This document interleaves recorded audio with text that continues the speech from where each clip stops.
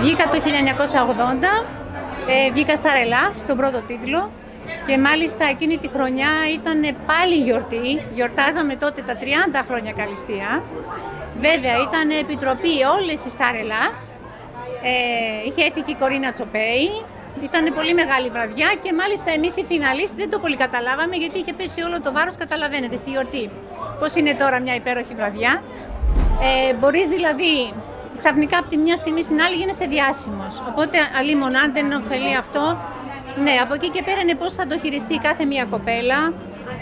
Ναι, ακριβώς, ναι, δεν παίζει ρόλο. Μπορεί και κάποιες που ήταν μέσα στη δωδεκάδα να ξεχωρίσουν και αυτή που έχει βγει Σταρ να μην ξεχωρίσει.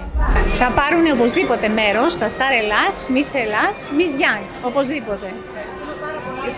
Θα ανοίξει η τύχη και αν το εκμεταλλευτούν, θα ανοίξει η τύχη τους.